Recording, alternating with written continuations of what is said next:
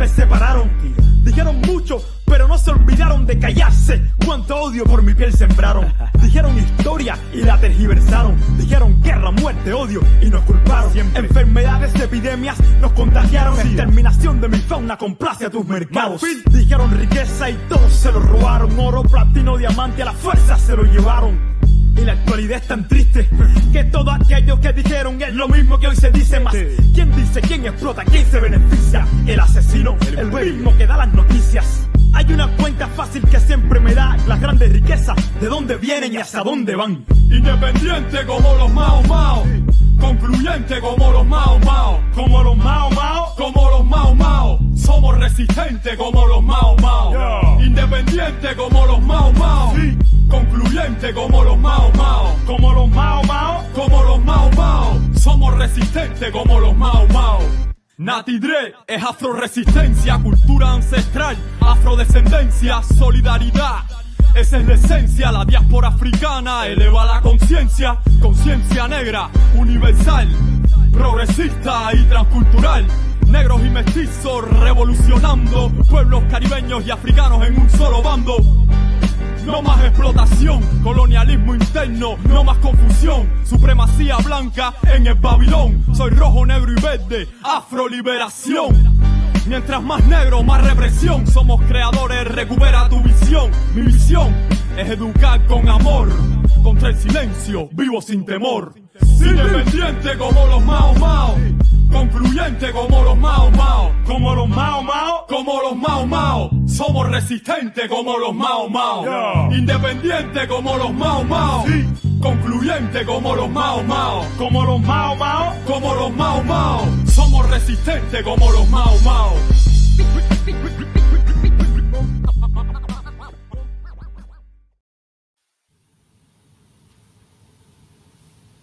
Hey. What's up? Rise up. Rise up. That was the big reveal right there. No, that was me. Like, I forgot to hit that. What's up, uprisers? You are tuning in to the Rise Up International Morning Show. It's been a minute, but here I am with Dr. Ikemba Ogyore. Early this morning. How are you feeling? Hey, all is well. Uhuru to you. Uhuru to everyone tapping in. I'm feeling good. Got some good sleep. That's good. I'm glad you got your beauty rest, because you know that's a thing for you. That is a thing for you, y'all. Ikemba has to have his beauty rest, because if he doesn't, you know, it's a little rocky. It's a little rocky if he doesn't. It's always a good thing when Dr. Ikemba gets his beauty rest, because then we know he's firing on all cylinders. So we are going to have a great show today. How y'all feeling, uprisers? Uhuru to all. Drop something in the chat. Let us know where you're tuning in from. We've missed y'all. It's been a minute. We are reconfiguring things, and we're trying to be very intentional about how it is that we come to you on the Rise Up International Morning Show. So if y'all will continue to bear with us, we'd appreciate it. It is definitely not lost on us what it means that you take your time to join us, to listen to us, and to contribute here on the Rise Up Morning Show. We do not take that for granted. We truly, truly appreciate all of you who support Black Power Media and who support us here on the Rise Up International Morning Show. Don't forget to like, share, and even subscribe here to the Rise Up Morning Show so that you can get alerts when we are live, and even when we post short videos that are always here for your information and maybe sometimes even your entertainment. Hey, you said it all right there. But I'm definitely, appreciative to be here in the morning to build, on the Rise Up. We have these important conversations, whether it's national, international conversations that we're having as it pertains to our liberation. So this is the place to be, for sure. And, shout out to all the independent media. Well, let me not say all, but those who are doing the work, though. That's right. Those who are doing the work in a principled way. Mm-hmm.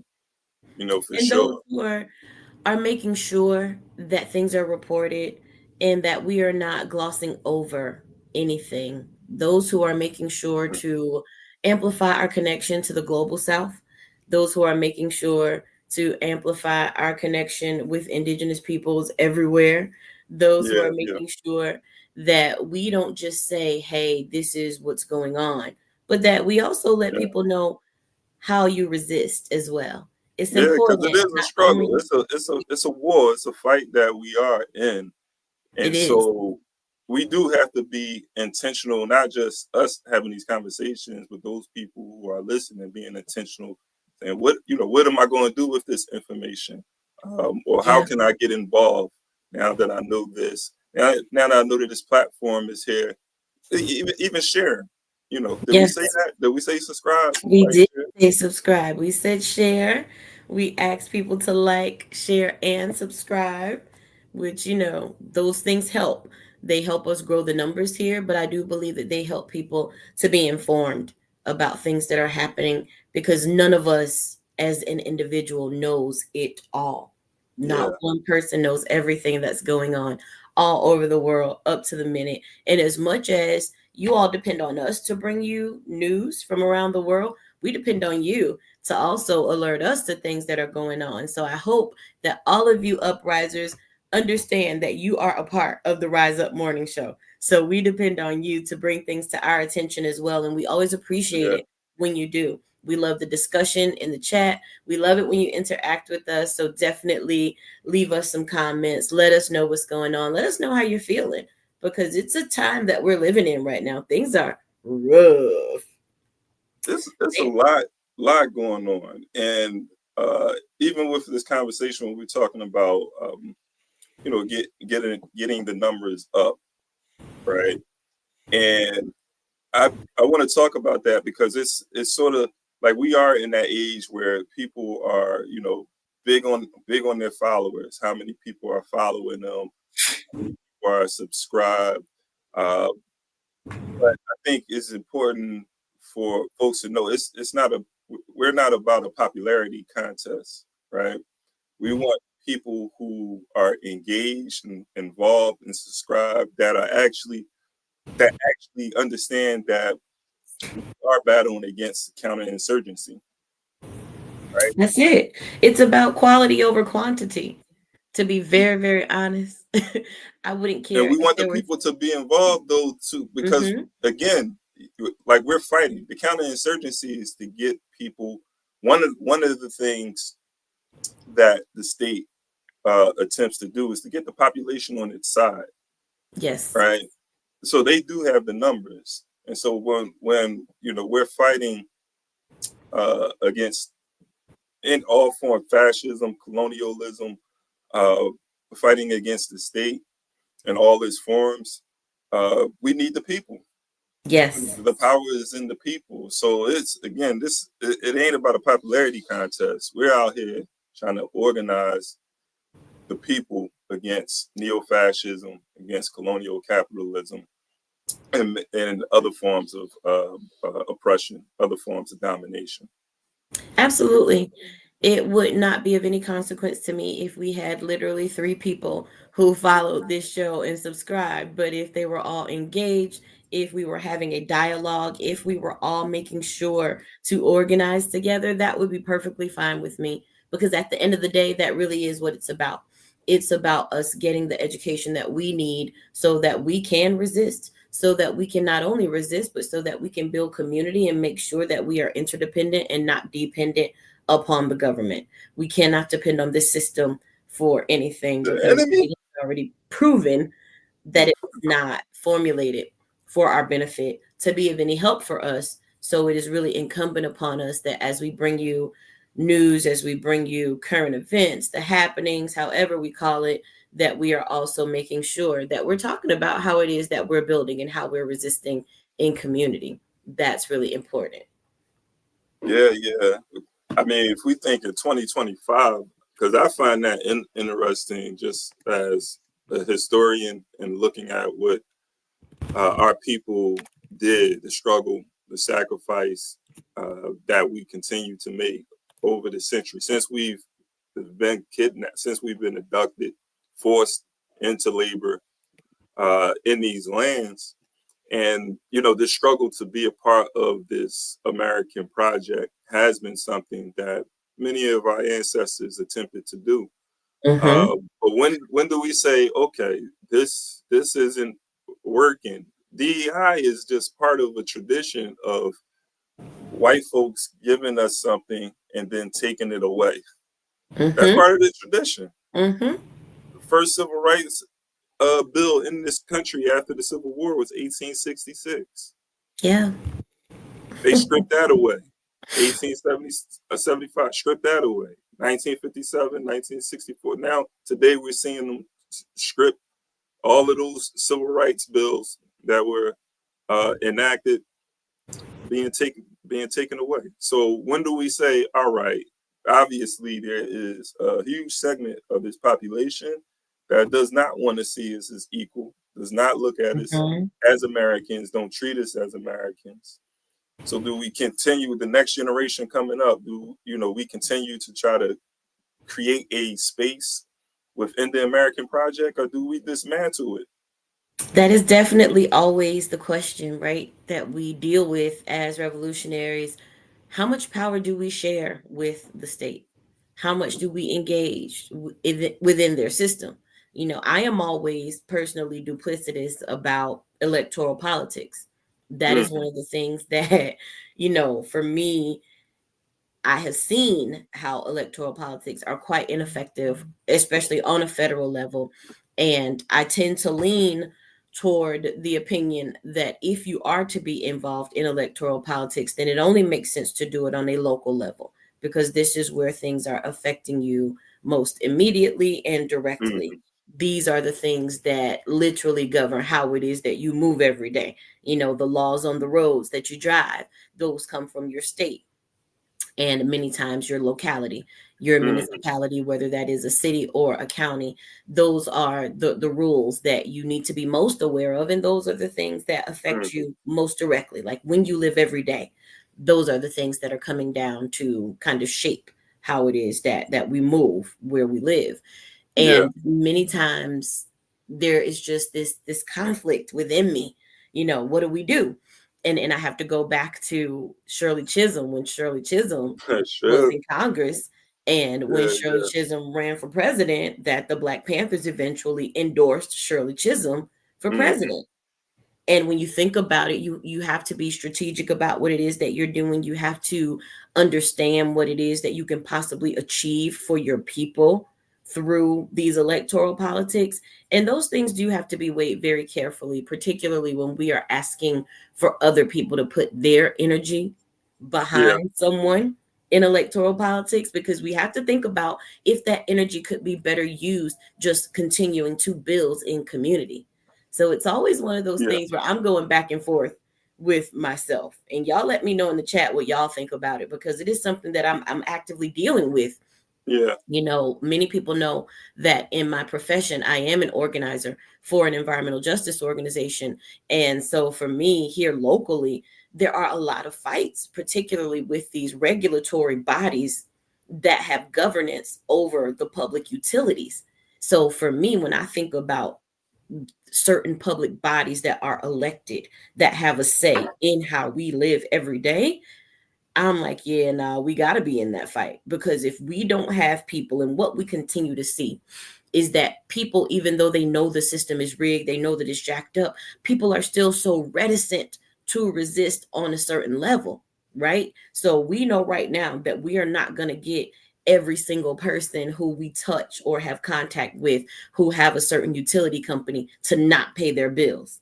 We know that that's not going to happen, right? That level of resistance is not here. So while that level is not here, the option that we have is to impress upon that regulatory body to stop allowing the utility company to skate by with unfair rate hikes and continuing to use fossil fuels and not providing clean energy, those types of things. So for me, I'm heavily involved in the engagement of community around this particular regulatory body, because at this point, what else do we do? Yeah, I mean, that's something I'm going back and forth with. Yeah. No, and that's a viable strategy, I think. And to your point in regards to it being may be difficult to get people to just sort of boycott, right, or stop paying, but organizing the people for an action that could possibly bring about social change. So they can get involved. Maybe they won't stop, but maybe they can get involved in actually making some sort of reform, not a revolution, but some sort of reform that could help them in the short term. And while you're doing that, I think that's when the political education comes in. Right? Yes. If you're able to get those people involved in that struggle, all right, we don't stop here. Come back and begin to have conversations with those people about, hey, this small victory. Here's some other options that we have if we're organized. Though we can take this even further. I seen the other day in North Philadelphia, and shout out to those organizers out there. I was truly motivated and inspired by the organizing work around Cecil B. Moore Library, which has been closed for a very long time. The funny thing, like, I'm on the west side, I'm in West Philly, so I was aware that the library was closed like years ago, and there was conversation about, at the time, a struggle about reopening the library. And so when I found out that they were still closed, I'm like, wow, well, there's a whole struggle around it. And there was a town hall meeting. The city councilman in that area is trying to bring developers in and turn the library into like a multi-use space where you have a library and you have development, like housing, affordable housing on top of the library. The organizers in that community, it was a coalition of organizers. They organized the people and showed up at their town hall meeting. The city council and the officials, because usually at these town hall meetings, you might see 2, 3, or 4 people, right? They had a packed church, and those people told the city council person what they wanted with that space. They told them, like, we don't even need to have a conversation. I mean, almost unanimously, it might have been 1 or 2 people who was on that city councilman's side. You should have seen it though. It was like people's power on full display, and it really motivated. It showed me but to your point, like that. Okay, that's not revolution, but it's not revolution, but it's showing the people that if we're organized, we can tell these people we put in office what we want, and if they don't listen, we get them out of there and put somebody in there that will listen. Yeah, I mean, it takes me back to, of course, our struggle here in Atlanta against Cop City, the times that we packed out City Hall. Should I pull that up? The last time that we packed out City Hall, we were there for over 17 hours. Like, when I say that we were there from over 17 hours, we got there at 11 a.m. on the Monday, and we did not leave until about 6 a.m. that Tuesday. But every one of us, over 300 people, gave public comment. And everybody telling the city council that they did not want Cop City. And of course, they went ahead with it anyway. So, one of the things that we thought was, well, you know what? There are so many people who are critiquing this movement, and they're talking about, well, you know what? Y'all aren't doing things the right way. And, you need to be more Kingian and do peaceful protests and whatever. So here we come with the referendum campaign. Telling you how to struggle. Look. We came with the referendum campaign. We said, all right, then, you know what? Y'all talking all this riffraff, this yip yap. Let's put it to a vote. How about that? Y'all love to talk about voting rights. Y'all will get on the bandwagon for some voting rights. So how about let's put it to a vote? Let's let the people decide. What happened there. Literally, Andre Dickens' punk ass made it his life's work to oppose us every step of the way, even going so far as to appeal the court decision that granted us an injunction so that we could have people all over the state collecting signatures, have an additional 60 days to collect those signatures. And when we turned in way more than the amount of signatures needed, what did Andre Dickens do? Block the city clerk from counting the signatures. Like, literally, you see this level of fascism where the will of the people is being subverted at every turn. So then what do? So then when people decide that they are going to take their bodies and chain themselves to construction equipment so you can't operate it, then people have something to say. But what else are we to do when we showed up in mass, when this was no small population of the city of Atlanta telling you what they wanted and you went against that? But we have all of this critique. So there is always a push and pull about how it is that we move in revolutionary ways. How is it that we really resist where it's moving the needle? But also, I believe that in as much as that referendum campaign, just it's not it, from a revolutionary perspective. However, it was necessary to show people the level of fascism under which we are living, because we showed people that no matter what we did, how we did it, these suckers were not trying to do the right thing by the people. And it's also showing the Black misleadership class in all of their splendor, in all of their glory, in the fact that they just want to do what they want to do, that they are not here for the people, that they are here for status, that they are here for positions of authority, that they are here for political clout and for political gain. So that's one thing that we have been successful in unveiling, and now it's causing people to begin to organize and resist in ways that are important to us. People are now understanding what it means for communities to be safe outside of police control. People are now organizing community self-defense, other community building activities that, some of us have been trying to do for the longest, but now people are engaged in these things. So sometimes we do go through that lull in, kind of the back and forth about what are we going to do here? Do we vote? Do we, turn this mother out? Like, what are we doing? But those things show people that there are ways that we can live apart from the government. Because just think about J. Edgar Hoover in the days of the Black Panthers. Literally, what J. Edgar Hoover was saying was the greatest threat to the American people and to the government was the Black Panthers starting a free breakfast program. The Black Panthers starting to teach people to be interdependent and not dependent upon the government. The Black Panthers building community and showing people how it is that you resist and how we care for each other, and how community care is what it takes for us to be able to move past this level of fascism. J. Edgar Hoover wasn't worried about the Black Panthers having weapons, because they had weapons. But J. Edgar Hoover was worried about them feeding people. Think about how powerful that is. That if you simply feed people apart from the government, if you simply educate people, if you are now telling people what it means that they go out to vote, how their votes influence the way they live, what does that mean? This is what J. Edgar Hoover truly wanted to stop.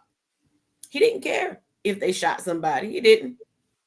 But he did care if they changed the sentiment of people. He did care if they showed people how it is that we can live without having to be dependent on government. And that is literally what we are fighting right now. Now you might as well segue. I know Conrad just pulled up though. I want to make some space, man. It's been peace, Kalanji. A long time coming for me and Conrad Kalanji, man. To be back in the same space again. It's going down this morning, y'all. Oh man. Listen, I've been MIA on my work, on my grind, and I got up and I'm like, man, you got Kiana, Annie Kimball, and the whole on the scene together. That sounds like a felony. You know what I mean? I was like, potential in the making. Yeah. So I was like, let me come calm the waters down a little bit, because ain't no telling what they might do. But no, I'm only here for a few minutes. I wanted to acknowledge you all, and I'm looking forward to rejoining the morning show on next week, as far as a little bit more of a full-time situation. It's been a lot going on. We're absolutely grateful, to continue to do the work. I salute these two comrades right here, brothers, sisters, family, the whole nine, for being consistent, because I think that that's one of the things that our movement lacks, is consistency. You know, you get folks that are talking heads or talking for the feds, one, both in many cases. But you know, I'm grateful to be able to share space with individuals who are serious about our liberation, because that's what's up. One of the things I'm going to announce right now, I'm going to say that for our viewers, each month on Black Power Media, we will be doing we'll have a webinar.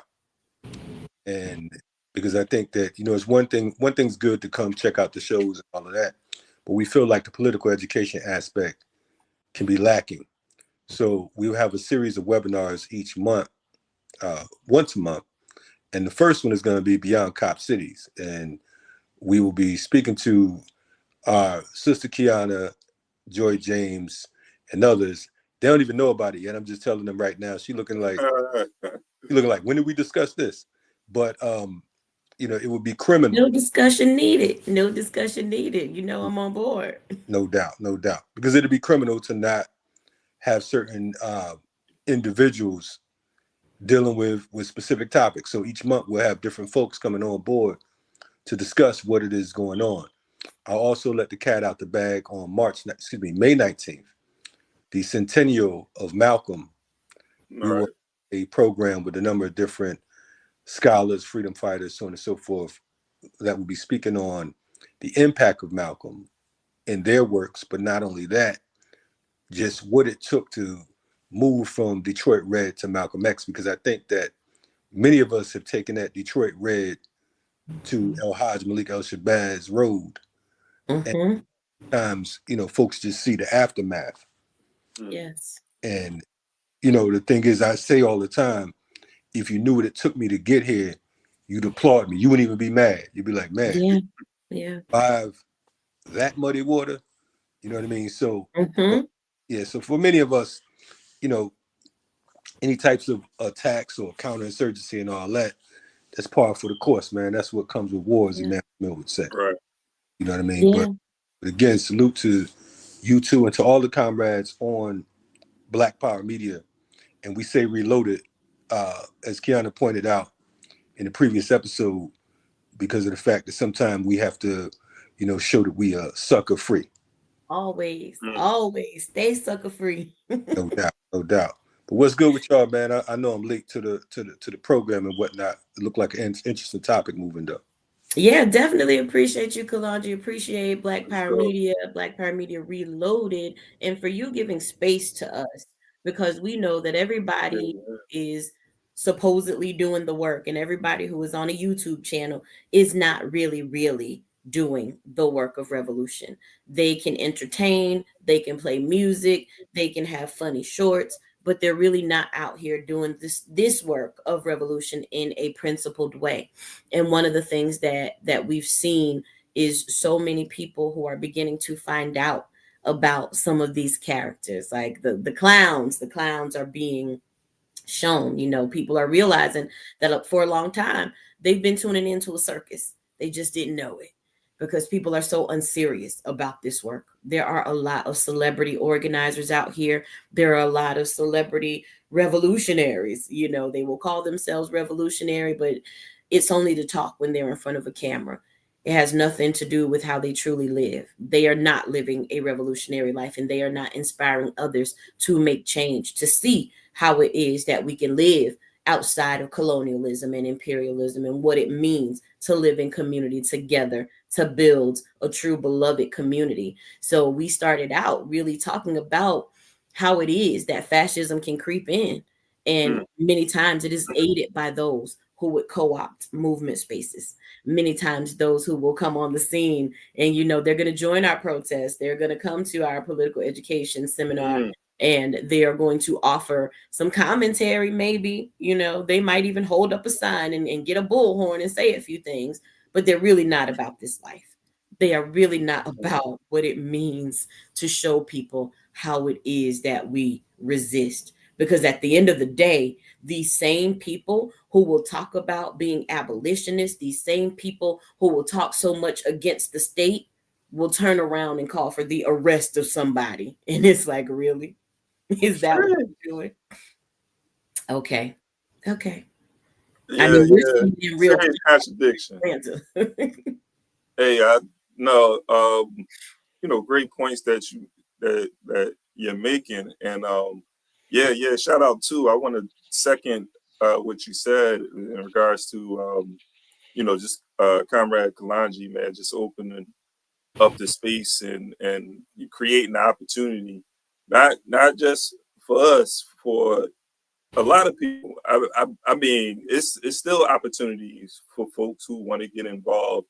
Like the door is open for people who are serious, and that's how it, you know, it should be. And um, the point of not just being the talking head, but being involved in this work, because this is a vehicle for liberation, which it should be.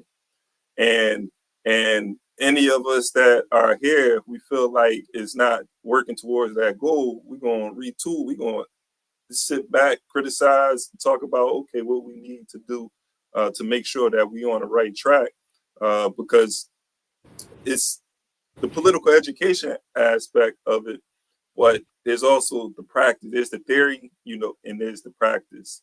And we want to make sure that we're definitely involved in our communities, organizing, and just not just flapping our gums.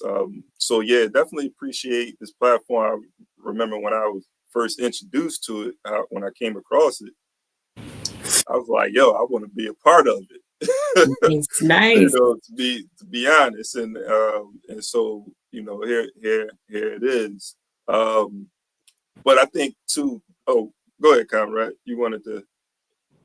No, I was just, you know, saying that you know, really, this is, you know, we the I represent the FTP movement, and our logo is the Siafu ant, and the ant represents the People's Army. You know, there's no big ants, there's no small ants. You know what I'm saying? It's about, you know, our collective work and responsibility, and so in the same vein that you all speak of, I give thanks for, you know, our ancestors, and you know, Right. for allowing us space to even convene, because for me, I am just as honored as anyone else, because the thing is, I feel like to be involved in our people's liberation uh, movement is, it is a blessing. You know what I'm saying? You know, it can be rough. You know, we can go through different turmoils and situations, but to be able to have the strength, the tenacity, and the audacity to go up against, you know, one of the most violent forces on this planet, or damn near in the universe. Mm-hmm. It's a testament.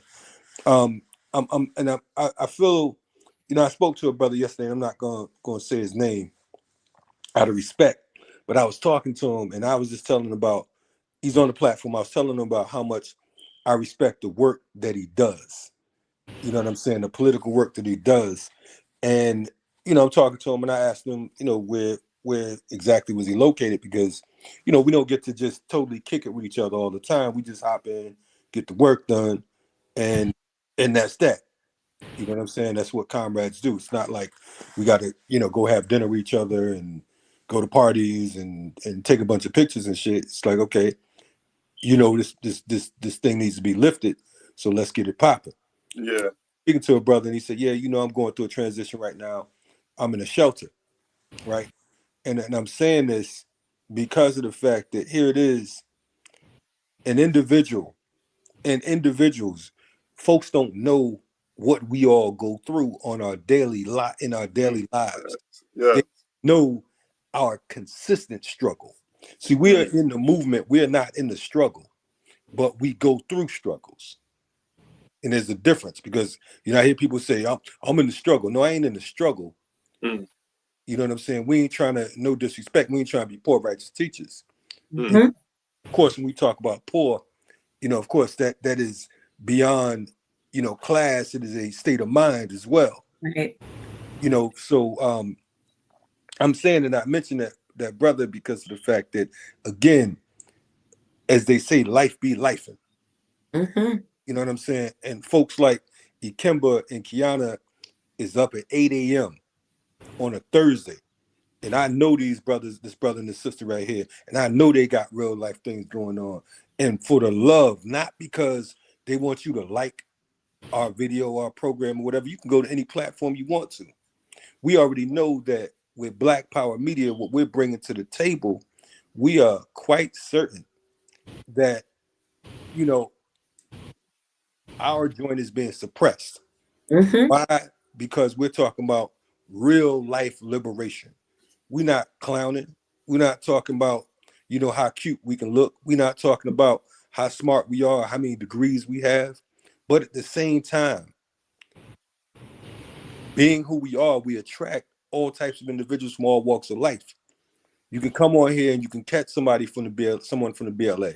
You can catch someone from a Palestinian liberation movement, or you can catch someone from, you know, from these universities. We have plenty, you know, folks from the academy, top notch, without a budget.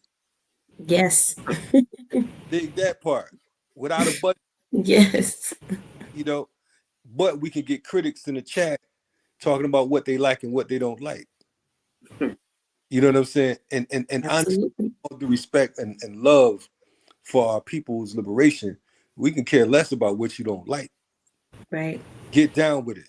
You know what I'm saying? Make change, make a difference. Ikemba said, yo, I was checking out the platform, like, yo, I want to get, I can imagine myself getting down with it. And he's down with it right now.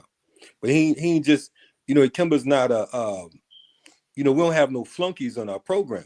No, we don't. These brothers definitely don't. You all on the platform more than me nowadays. You know what I'm saying? And that's just the reality of it. So I just wanted to hop in today, man, and say, you know, we spreading love. You know what I'm saying? We about this, we bring that revolutionary fervor. You know, that we work. always get it right. We're going to definitely bring that work, you know, in the name of our ancestors. And whoever like it, man, with all due respect, fuck you. That's it. Man, that's the energy y'all come. Pretty much. Like Ikemba, you weren't on the anniversary show when I just talked a little bit about how people made efforts to keep me and Kalanji from ever meeting each other face to face. Like people literally, physically attempted to keep Kalanji and me. These weren't adults though, right? Meeting. No, these were adults. Grown-ups. No, these were so-called grown-ups, right? Yeah, because that's my thing nowadays. When I see people do just, you know, silly, what they call it, what they say in the South, F shit, you know, like, but F boy stuff, yes. Yeah, but in the words of my granny, you know, Penny Annie stuff. And forgive me, person that slipped. By the way, I was, you know, I should have been saying F and S like my man Ikemba. But you know, Ikemba's much better than me. Ikemba's gonna keep me from slipping up on these words, because literally the only time that I am not spewing some expletives out of my mouth is when I am on like terrestrial radio, because it's not allowed. But boy, I mean, that's a whole other conversation. I'm not bad like Natasha though. You know. I got this whole thing that I do about who said that this is a curse word? Who said that this word was bad? Who made it a bad word? Once again, are we getting into white patriarchal politics here when we are talking about how it is that we speak? I don't know. Hey, but speak your mind. That could be a You know, I'm unapologetic. Those for the folks that might think they might know. Look, I'm just saying, Mercurial Love, shout out to you, love. And this is the thing that we always say. You know, most of us are only 2 checks away from houselessness, right? That is the majority of us. And I think that that's something that bears acknowledgement, because when we talk about counterinsurgency, who do you think they target? Because they know that you are 2 checks away from being unhoused. They know that we are all in a position where it takes just one thing in our lives to fall and the rest comes tumbling down. So yeah, we get targeted, because basically what they're saying to you is, and to us, all of us, is you ain't got, you don't have the luxury of standing up to resist. you know that you can't afford to, because when it comes down to it, if I put you in jail and you cannot work, you don't get that paycheck, your rent's not going to be paid, your bills aren't going to be paid, your children don't have a roof over their heads, you can't pay your car note, you don't have transportation, they can't get back and forth to school, you can't get back and forth to work. There is just this insidious domino effect that happens when we get into state systems that will keep us on the paradigm of always then trying to catch up or trying to dig ourselves out of a hole. So we know that when we think about how it is that even that we treat each other, you know, there are times when I want to say some things to people that can really just cut. But I have to remember that in as much as I might feel a certain way, there's always something that I don't really know that's going on behind the scenes. So how is it that I tell this person that what you did was effed up, but I still need to love on you. I still need to care for you. I still need to understand how it is that I can help you not be an effed up individual. We're not having enough of those types of conversations. Now, of course, I recognize that there are some people who are beyond. There are some people who are just shysters and they're not going to change. And those people need to be treated accordingly. But people who we are building with in community, who are going through life struggles the same way that we are, we do need to have a bit more grace for each other and understand how it is that we move in a principled way together.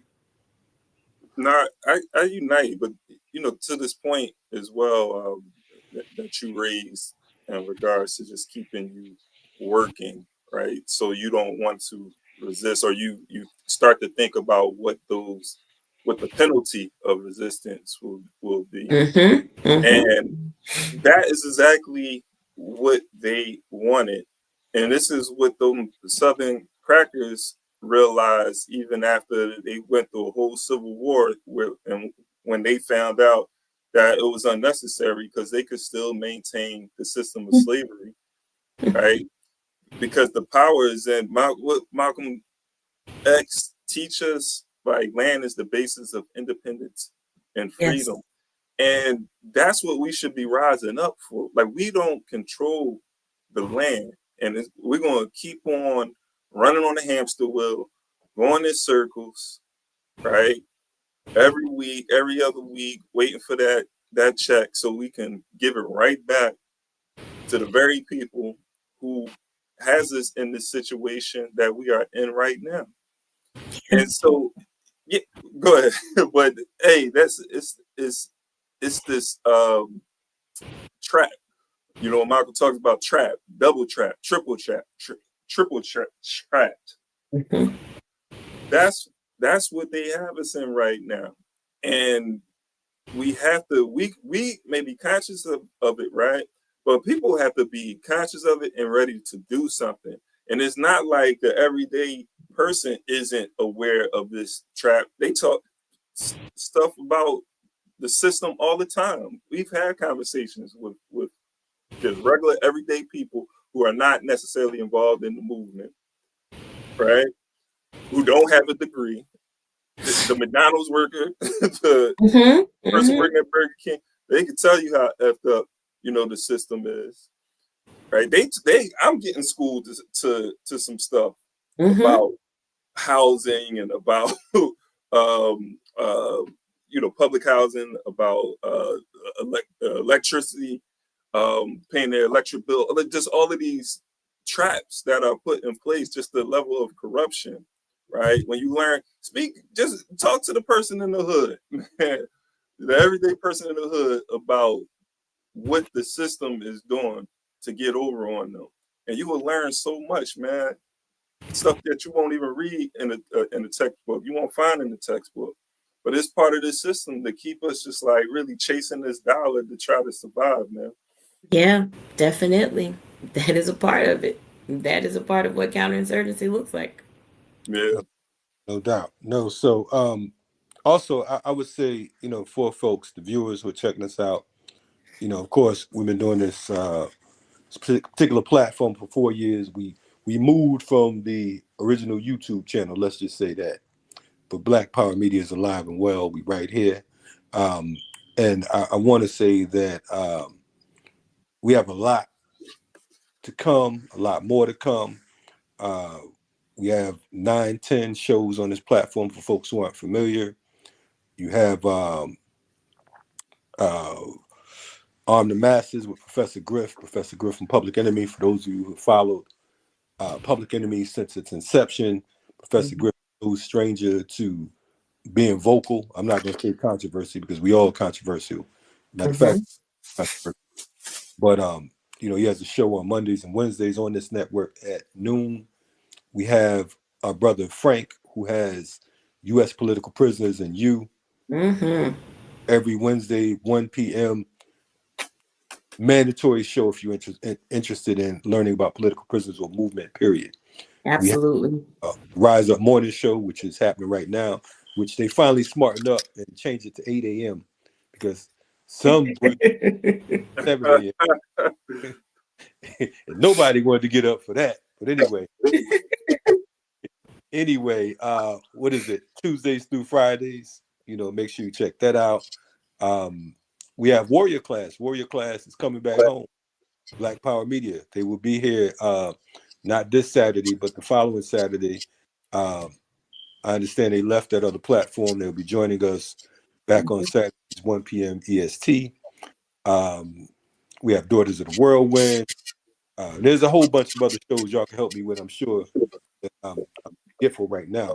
But also want to point out the first webinar, Guerrilla Intellectual University webinar, will take place on April 17th. It's just been confirmed. So Beyond Cop Cities is the title. We'll be talking about that.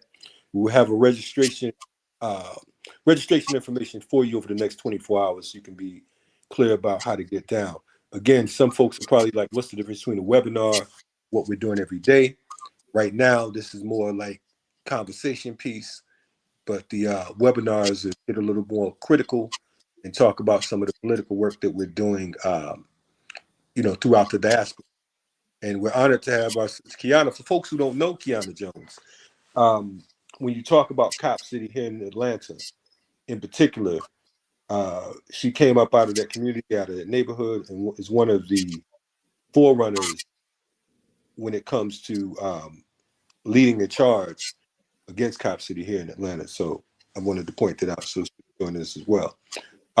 Be sure to support the platform because I know a lot of folks are this and that. We have Patreon. It's scrolling across the bottom. You can donate. Go right to our website, blackpowermedia.org. You subscribe. We have a brand new magazine. Our 3rd issue of Afropic just came out. And there's so much that's happening, man. And we are eternally grateful to our people that have some type of empathy and wherewithal to fight on behalf of the fighters. You know, so I just wanted to say that. But yeah, great work, good people, and we're looking forward to more and more. Definitely appreciate you, Kalanji. I think that is a wonderful segue into a Black Power Up. How about you, Gimpa? Yes, it is. You got me on the 1s and 2s, so have some little, you know. We love it when you on the 1s and 2s. We love it. Segue like that though. And 2s. DJ, you know, I love to. Everybody says a break for Black Power or a Black Power break, and I'm like, nah, it's a Black Power Up because we got to get the energy up. It's 8 o'clock in the morning. Come on now, it's a Black Power Up. Hey, you was on point. I wasn't on point. That's all. It's okay. Don't worry, Ikemba. Even on your worst day, you are on point in my book. Nah, Ikemba, I don't care what Kiana talk about. Hey, appreciate you. See, I always know you gonna come with the right words, motivation, inspiration. So I'm there now. Thank you. This is wonderful. We're gonna go to this Black Power break. We'll be right back, y'all. What do you see for the United States? You're an American. You still say you're an American citizen. What do you think is going to happen there in the States? Well, I think great turmoil is going to take place there. And what we've seen today is just a sample of what is developing in the world, a new attitude that there's much contempt and much hatred for America because of its imperialist attitude, because of its capitalist attitude in dealing with others, because of its racist attitude. And people in the world are beginning to get tired of this. And more they're beginning to complain. And more they're beginning to see the United States as the devil power of the earth. And not only the people outside, but our people inside, the black people, are beginning to see America as serving serving as the devil, to make life miserable for the good people of the world or the struggling peoples. So I can foresee the day when, unless America changes, and unless it changes soon, it is going to be completely destroyed. It's going to be wiped off the first face of the earth, because it is impossible for a nation to serve the devil and to do such evil to others and exist. And it was Abraham Lincoln himself who said that a nation divided among itself cannot stand, and America is divided. No, but when you say wiped off the face of the earth, there's no power on earth that will dare to attack us, or we can destroy Russia or China or anybody else that tries us. What are you talking about when you say wiped off the face of the earth? Well, when I say wiped off the face of the earth, I mean that part of it is going to come from within America. America is already about to destroy itself. America now is in such a sorry state that even the President of the United States is not safe unless he's a rightist, that a man who was Attorney General and a man who was an aspirant for the presidency can be killed openly in the streets. But that's not the destruction of the United States. No, but this is the beginning. This shows that there's something seriously wrong. And this shows that the society is becoming so degenerate and so many explosions are taking place among the people that it can't possibly stand. Plus the fact is suffering defeat in Vietnam, and more that the peoples of the world are beginning to resist, and they're going to resist more. And all of these forces brought together, including the degeneracy inside the country, is going to bring about its destruction. That's all it is to it. Yeah, but you're talking the abstract here. In your newsletter, in your radio broadcast in the past, and in many statements that you've made, you've been quite specific. You've said that Afro-Americans are going to blow up American factories, dynamite Hoover Dam, destroy the railroad lines, destroy electrical power lines. You tell how to make Molotov cocktails, how to attack the police. Aren't you, in fact, advocating, preaching that Afro-Americans should try to destroy American industry and bring chaos to American cities? I'm preaching for my people the same thing that George Washington and Patrick Henry preached for their people in another time, in another day. That I'm preaching that we must use any means necessary in order to liberate ourselves, and that we have no right to submit to tyranny. I'm saying that we must become men, and we must resist, and we must use any means, no matter what it requires. And the fact that I'm more concerned with the liberation of people, I'm more concerned with humanity and the human flesh than with buildings, than with the loss of property. You see, this is the cold capitalist version of the fact that we must save the property. But I'm interested in saving the people, and black people have a right to be saved as much as anybody. And unless white America is willing to liberate the black people and to stop oppressing us, then if America must go up in smoke, then let it go, let it go, let it burn.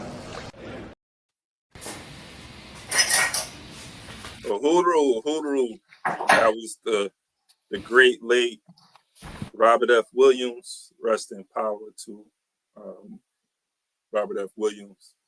You know, that's what I'm talking about. If America must go up in smoke, let it burn. Hey, and it is his centennial. It is the centennial of his born year as well. He also, served, I think, as provisional president of the Republic of New Africa for some time. He was one. I think I've read Robert F. Williams was in Harlem talking to Malcolm X, trying to secure some funding, or at least at the temple, trying to secure some funding for defense purposes in the South. And I came across that one time. I don't know, Kalanji, you heard that, comrade? Anything on that?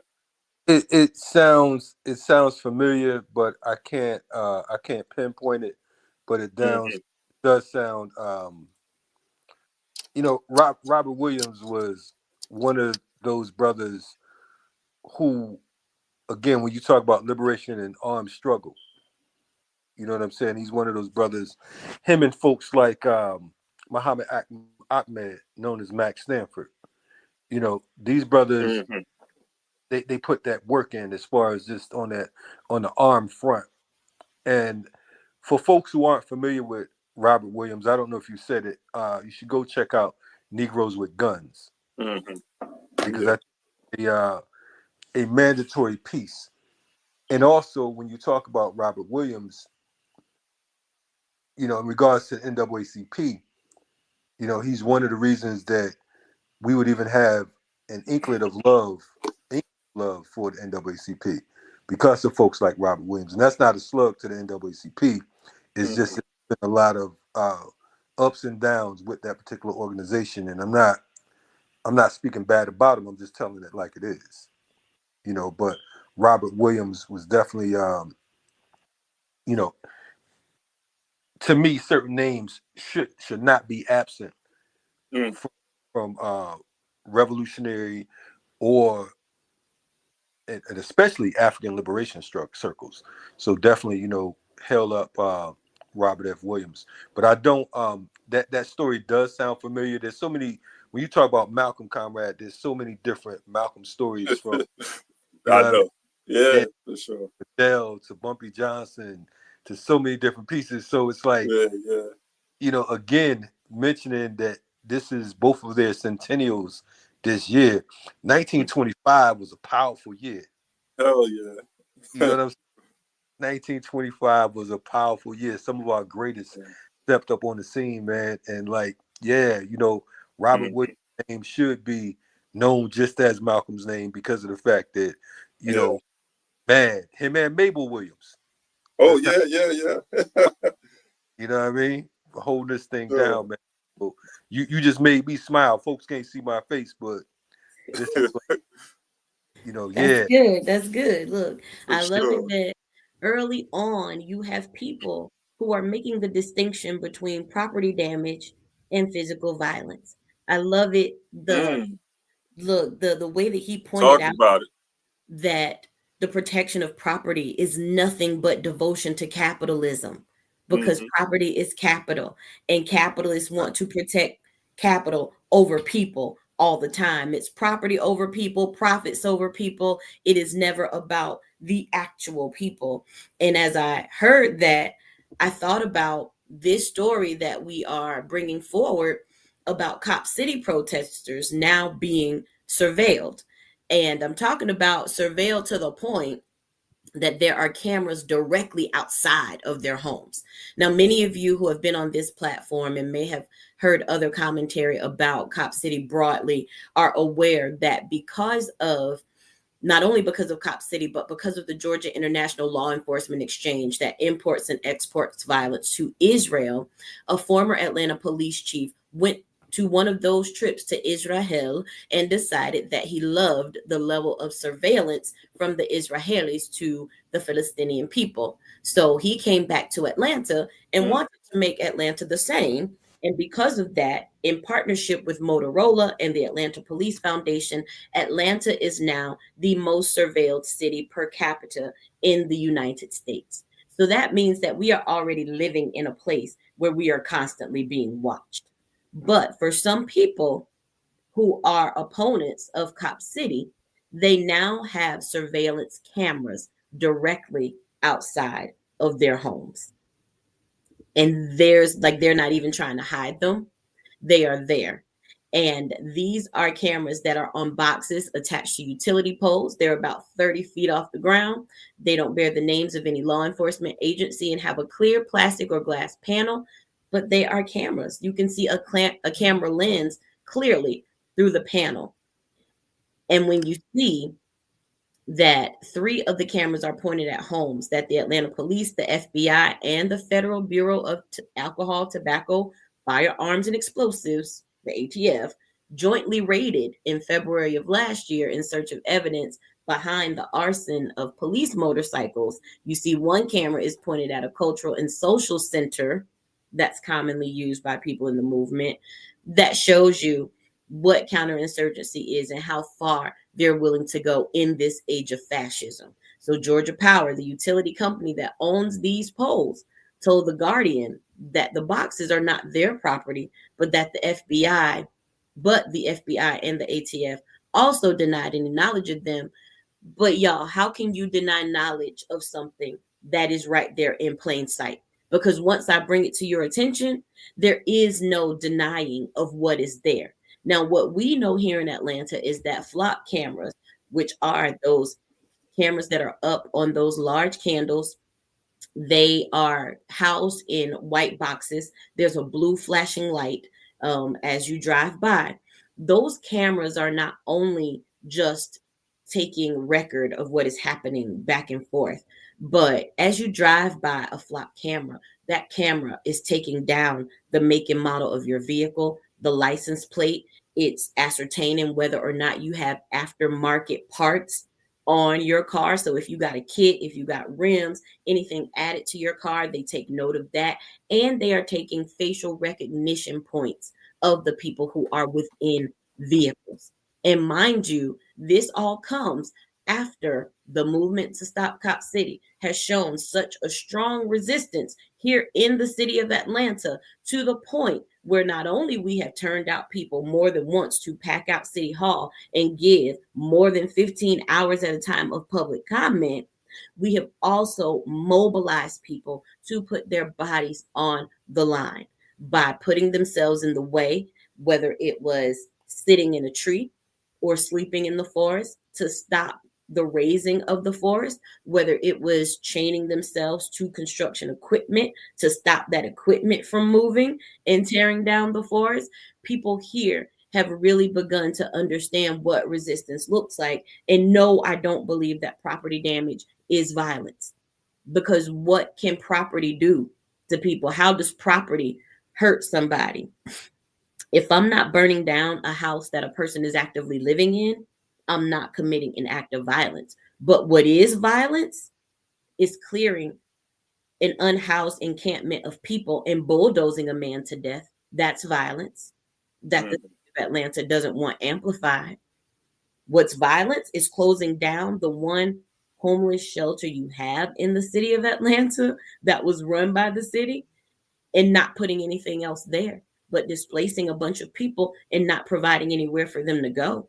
What's violence is the erasure of a community called Buttermilk Bottom, where the Georgia Power headquarters now sits. But before it was there, Black people lived there and they didn't even have electricity. They didn't have paved streets. There was no plumbing in that neighborhood. That's what violence is. Not the destruction of a police motorcycle, not the destruction of a police car. That is not violence. Construction equipment being damaged, that is not violence.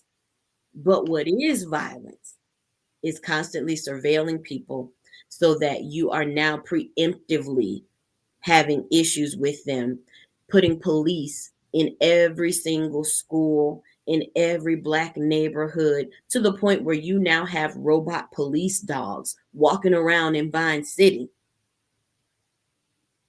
That is violence.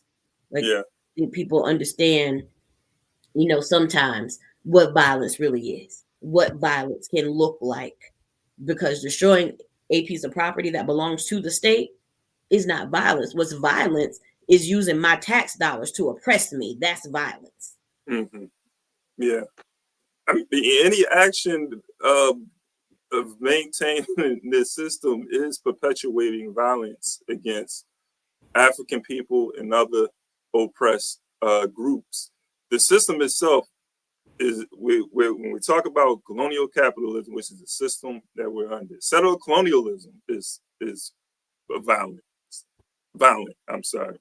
And this is a settler colonial state. We can look at Israel, right? Yes. We don't even have to look. We live in America, which is a settler colonial state. So, all this, when I'm looking at these cameras, surveilling people, all of the tactics that are used to just deepen the domination over African people. Again, it just shows me, I'm glad that we named this show Rise Up, because that needs to be a recurring theme in people's head, because that's the only way we get out of this predicament. I think all of the points you made in regards to what violence is, we have to understand that the building it's a class. Of course, they've created this pseudoscience idea of race classification, right? So we're dealing with people who think that they are superior to us because of the color of their skin. And then we're dealing with this class conflict. So the violence that's being perpetrated against African people is for the for the sole purpose of building on top of these people. They're like creating graves. Anytime you see gentrification taking over the building of these, quote unquote, they're supposed to be revitalizing communities, but they're revitalizing communities not for the people that's there. All of that takes violence. They're actually destroying communities just to bring in another group of people and to make another group of people rich that will never even see those communities or come to those communities. And so it's just been a constant war against African people and other oppressed groups of people within this country, but particularly the African experience, because we've been forced here since the beginning to build this country, which they call America. And so other groups of people have been coming over here late in the game, who was still, and it's not to take away from what's happening to them, but they have to understand, like, the primary the primary mode of production in this country has been the labor of African people since the beginning of this colony. But that's, this is, we have to understand that this is it's a violent system. As long as it exists, there's going to be this perpetration of violence against African people. I'm glad you all pointed out, and thanks for this story. Being here in Atlanta, some may know I'm a part of Imam Jamil, formerly H. Rap Brown's community. And I recall maybe about 15 or so years ago, and maybe probably a little closer than that, them setting up cameras across the street from the masjid, right on the pole, right on the telephone pole. Not only the masjid, but the Islamic Center. And, so you're watching, people go worship. You're watching people, no one's committing any crime. You couldn't imagine them setting up a camera outside of a synagogue or a church. But this is what they did in front of, these Islamic centers, because it's the place where followers, or not followers, but folks who are under the leadership of Imam Jamil Al-Amin, who practice Islam, so it's not a new thing as far as the cameras. I think about Ward Churchill. For folks who aren't familiar with Ward, he has one of the most powerful pieces on COINTELPRO, the COINTELPRO papers.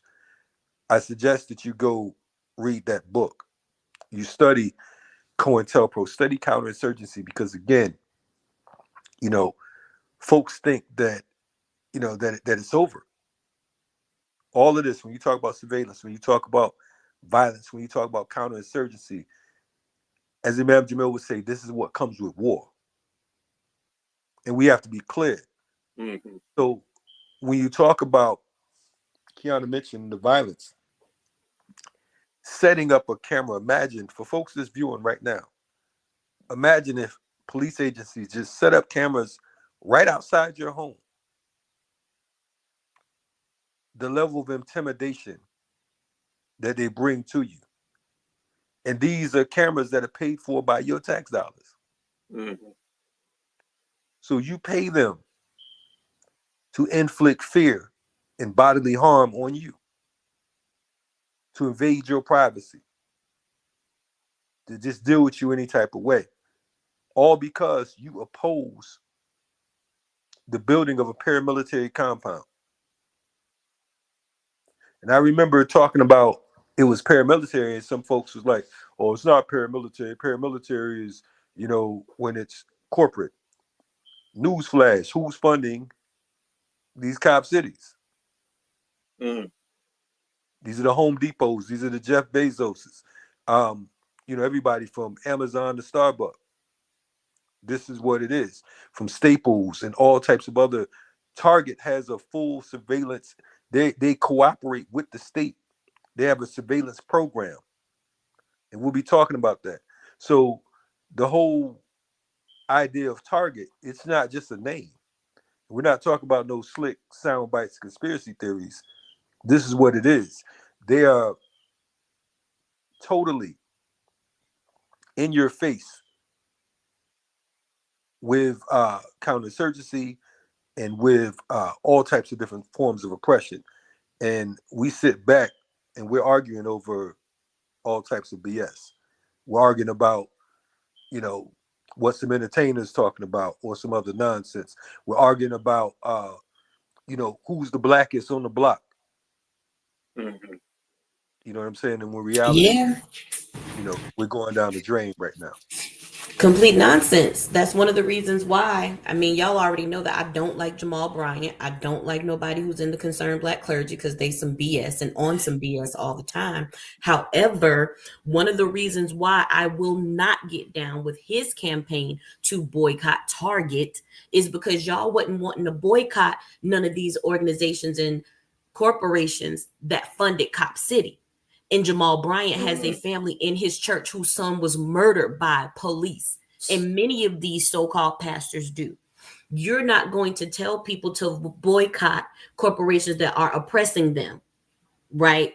It doesn't matter when they're contributing to the destruction of 381 acres of forest land so that a militarized training facility can be built to intimidate Black people and to preemptively arrest people. They don't want you to boycott that because, you should cooperate with the state and we need the police. And the president of the Concerned Black Clergy is the chaplain for the Atlanta police. So they don't want to speak against the mayor. Oh, but they want you to get out there and boycott, talking about, they're rolling back DEI. What? Did they even know what DEI was? What are they doing to roll back DEI? Did they have any real DEI initiatives going on, or was there just a pledge that they put on their website and now they took it down? Do you think they was living up to that shit anyway? You shot there then.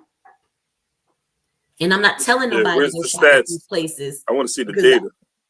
Definitely. I believe in disconnecting from that stuff as much as possible. But all I'm saying is, think about the motives behind what it is that you're really doing and who you're listening to and what do these clowns really represent in their lives. Are they really out here educating people about what these things mean? Because I'm sure Jamal Bryant can't tell you what DEI really is. Oh, but he gets plenty of news coverage because of it, and people are willing to jump on the bandwagon now. Those are the types of things that counterinsurgency will promote, because you got to remember, it's some of these pastors out here, these Black preachers who people follow, that the system uses also. When Kalanji was talking about talking heads, talking feds, I was like, dang, you know Al Sharpton, don't you?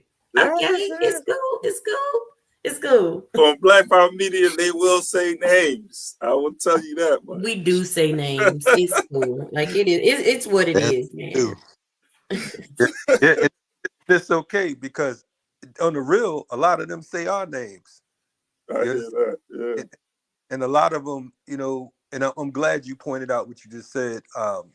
And I don't know if people just caught what you said, Kiana, in regards to, the head of the Atlanta Black Clergy being a police chaplain. I mean, it's like you talking about, who do you report to? Right. You know what I'm saying? It reminds me, there was a time when the what do you call these clowns, man? The Atlanta Citizen Review Board. I remember they spent $30,000 in Atlanta to put up some billboards that said "Don't run." That was their solution to folks being murdered by police in Atlanta. They spent $30,000 on these billboards to say, don't run. If the police stop you, don't run. That's what they said. So I remember being on the panel, Deruba, myself, and others with the head of the Atlanta Citizen Review Board. And basically, we forced him to tell the people that they were toothless tigers, that they literally had no authority. In fact, you have more authority. They'll take your complaint and pretty much be the mail boys and girls for you. Like, okay, they said this right here. No, we didn't do that. Get out of our face. Basically, that's how it goes. And they're elected or selected by the mayor's office, but they have no teeth. See, a citizen review board, that's another means of counterinsurgency, something that they put together to make you think that you have some type of authority, that you have some type of recourse and say so when the pigs do whatever it is that they want to do. Right now, the Atlanta City Citizen Review Board is in a position where they have not even investigated officer-involved murder of citizens for over a year. So what are we talking about here? Are they really for us? Are they really helping us? What are they doing? It's something to placate people. And that's how counterinsurgency works. You put together all of these boards and commissions that make people think that they have a say in something and that they get to make a decision about how things will move forward, particularly when it comes to the treatment of Black people by law enforcement. But it proves that it doesn't work at all. There was a big write-up in the Atlanta Journal-Constitution recently about the state of the Atlanta Citizen Review Board and what they have not done. I also remember having a conversation once with the person who was a member of that Citizen Review Board. It was in 2021. And I remember this woman who was a retired lawyer telling me how many times as they reviewed cases, they knew for a fact that the officers were in the wrong, but they were pressured to say that it was a justified shooting. Right now, you got families in Atlanta, many of whom we work with, people like the family of Deacon Johnny Holloman, who was murdered for not signing a traffic ticket. Literally murdered for not signing a traffic ticket. There was no tussle. There was no, everything that officers try to say happened to justify them murdering a person, as if it's ever justified. But none of that happened. But they murdered a deacon who was 67 years old simply because he did not sign a traffic ticket. And tell me what the Citizen Review Board will say about that. Oh, they haven't even reviewed the case yet. And on top of that, to your point, I'm sorry, to the whole Deacon Holloman case, they had, the cop was 24 years old, 24-year-old Black boy. I'm going to call him a Black boy. 24 years old. And he wrestled Deacon Holloman down. And on top of that, there was another Black tow truck driver who probably is around, I believe they said he was like 50. He helped hold this man down while they tased him. A 67-year-old.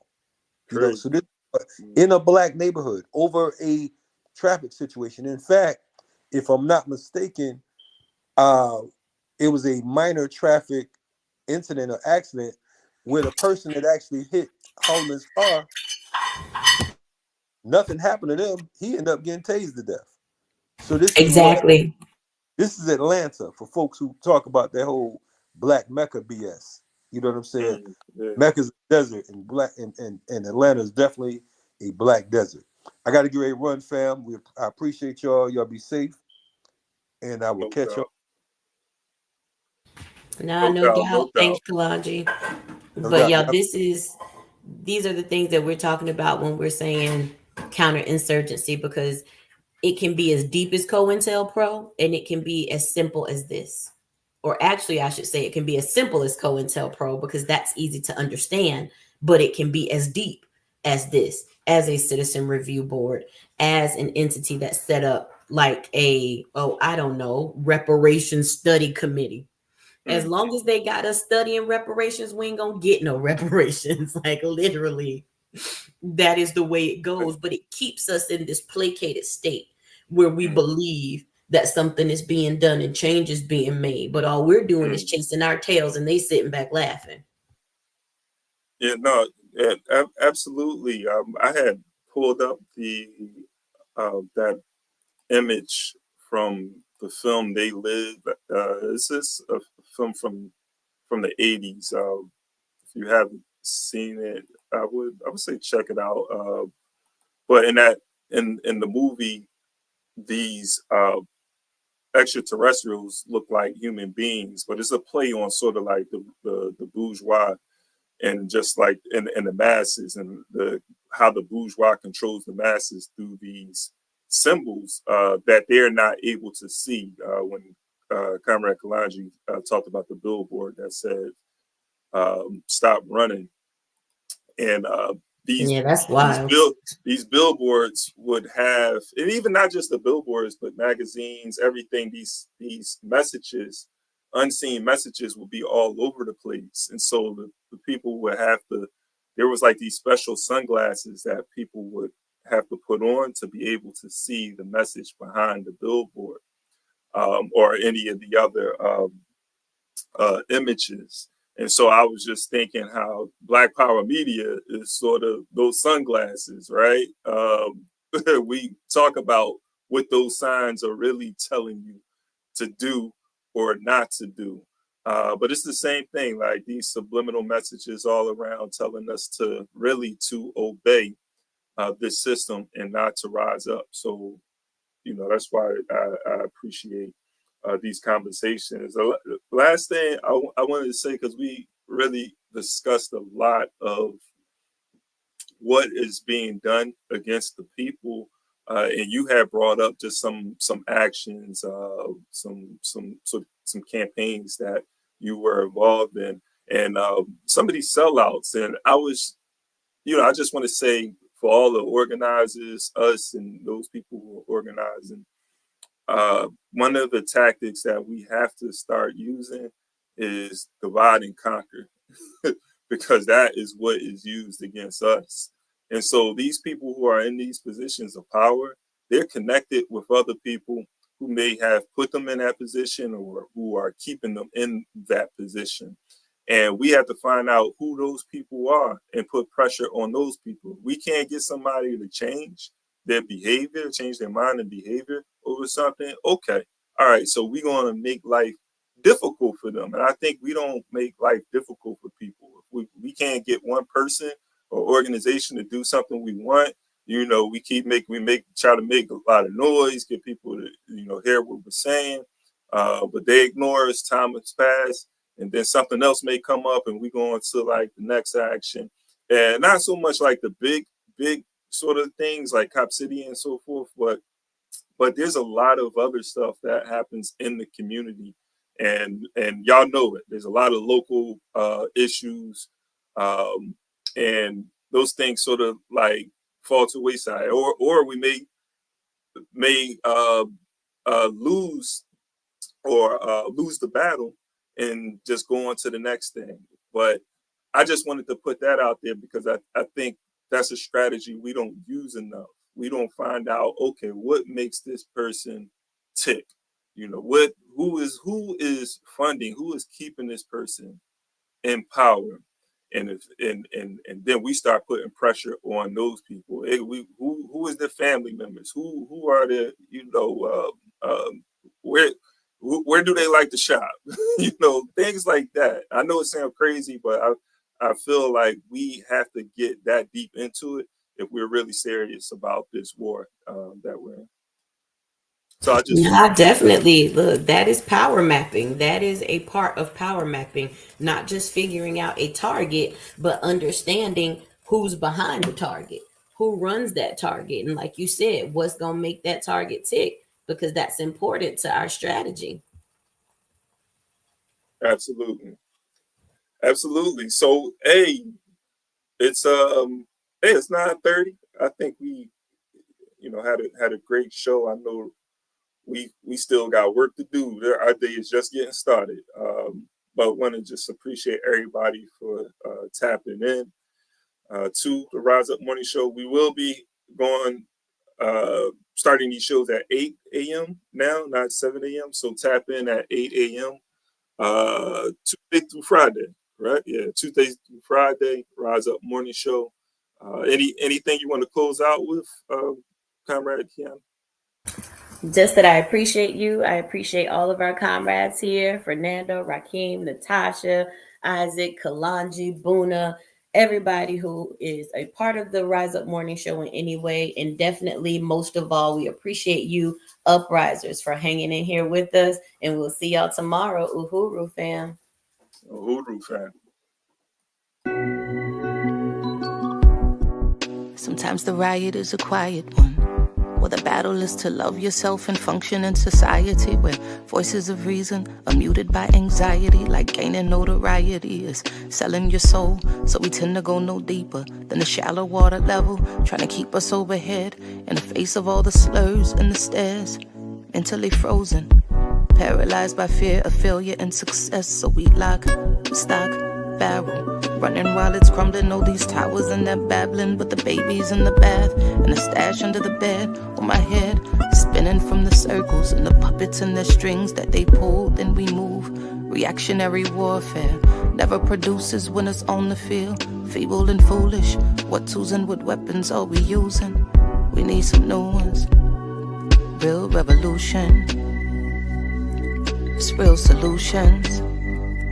Well, we've taken on the ways of the ones who conquer with their guns and religion and division. Got my inner me looking like my enemy.